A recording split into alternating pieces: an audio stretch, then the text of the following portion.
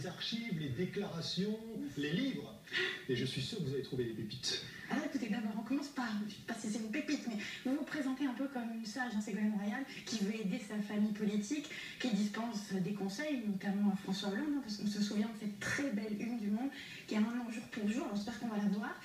Et pourtant, depuis le début du quinquennat, voilà, la une du Monde est là, de façon régulière, vous lâchez des petites bombes contre les uns et les autres, ce qui fait d'ailleurs les délices des journalistes.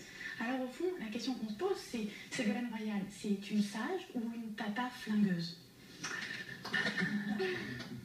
C'est une femme de vérité, voilà, et d'expérience. Donc elle peut être l'expérience notamment d'élu local, qui tous les jours voilà, est au contact des gens qui souffrent, mais aussi des gens qui espèrent, des gens qui réussissent, comme de ceux qui trébuchent, de ceux qui s'accrochent, comme de ceux qui décrochent. Et bien grâce à ce contact, que je ne suis pas la seule à avoir, plus l'expérience d'un long itinéraire politique, je m'accorde en effet des libertés de parole, mais parce que vous m'invitez. Oui, mais ça veut dire que vous êtes à la fois sage et en même temps vous ne vous interdisez pas le fait de dire ce que vous pensez de façon parfois, disons, perçue comme agressive. Non, je ne crois pas être jamais agressive. Je dis des vérités, parfois qui dérangent, mais qui sont, je l'espère, toujours justes. Je n'ai pas non plus la prétention d'être toujours juste, mais en tout cas, c'est comme ça que je vois les choses. Et je crois que mes interventions peuvent être utiles. D'accord. Donc il n'y a pas pour vous de schizophrénie entre la sagesse, c'est-à-dire que l'expérience que vous avez, la hauteur de vue, et le fait d'aller dire quelques petites phrases désagréables. Je ne suis pas schizophrène, j'ai une très bonne santé mentale, je peux vous rassurer sur ce point-là.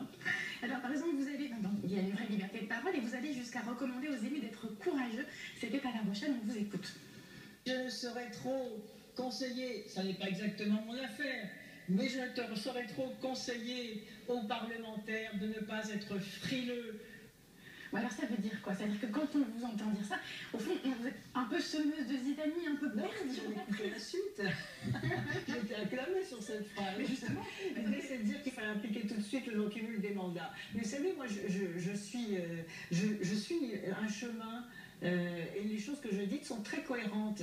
Et le non-cumul des mandats, je me le suis appliqué à moi-même. Je suis la seule responsable politique nationale à m'être appliqué à moi-même il y a maintenant plusieurs années le non-cumul des mandats. Donc je suis dans la cohérence de mon action et de mes discours. Et c'est ça qui est très important. On parlait tout à l'heure de la sécurité. Je suis dans la cohérence de ce que j'ai toujours défendu, même parfois sous les colibés. L'ordre juste par tout le monde. Voilà. Et aujourd'hui, ça revient en premier plan. On vous copie, on vous le voyez. Donc il faut oser avoir raison, parfois un petit peu par anticipation. Mais ça veut dire qu'en vous nommant pas ministre, finalement François Hollande vous a libéré. Est-ce qu'on peut dire ça en quelque sorte? C'est un peu curieux mais je suis très bien là où je suis.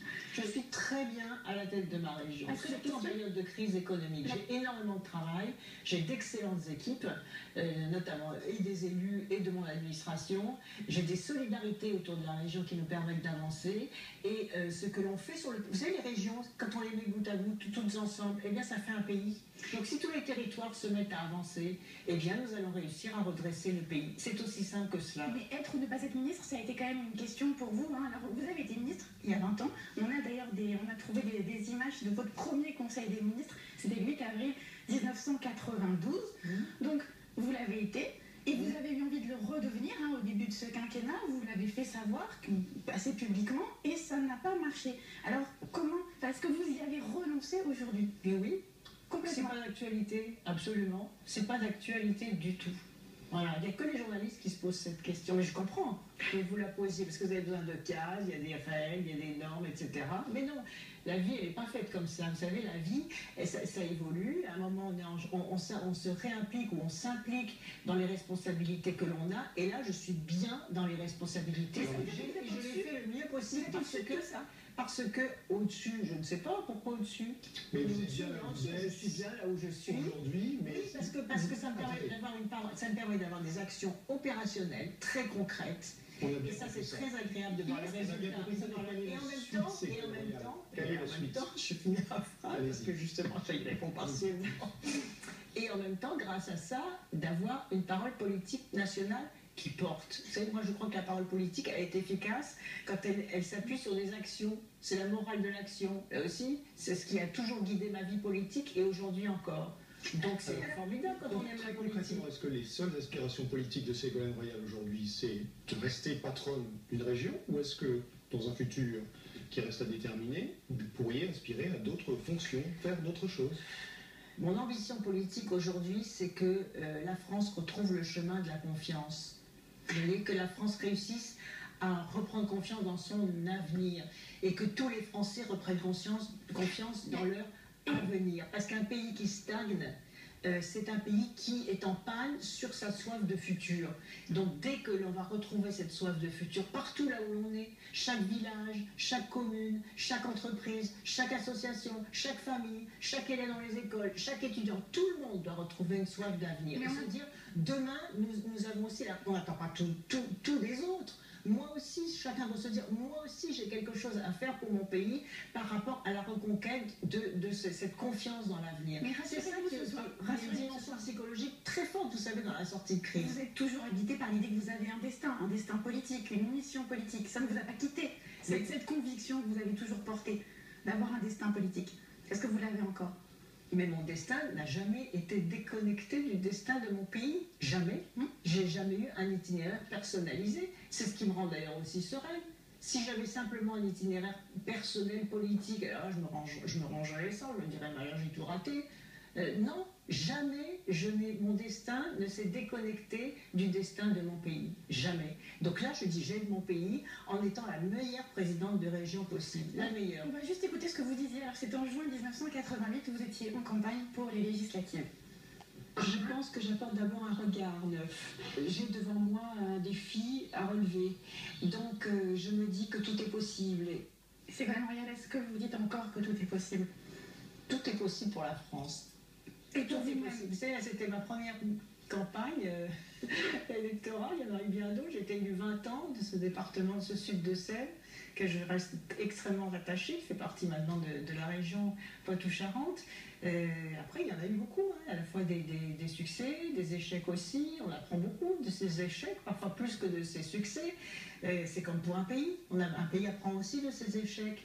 C'est cela, il faut tirer aujourd'hui les leçons des échecs que nous connaissons pour pouvoir rebondir et pour pouvoir être maître de notre destin. Et surtout de nous dire que cette crise est une formidable opportunité de réinventer les règles du jeu et de sortir vers le haut. On le voyait tout à l'heure sur la filière agroalimentaire. Oui, la crise est une opportunité pour faire mieux, pour construire le monde de demain. C'est ça qui est passionnant aujourd'hui dans la politique. Alors sur les paradoxes de votre posture politique, au fond, vous n'avez jamais choisi entre la féminité, l'ultra-féminité même, et une forme, comment dire ça, de virilité politique.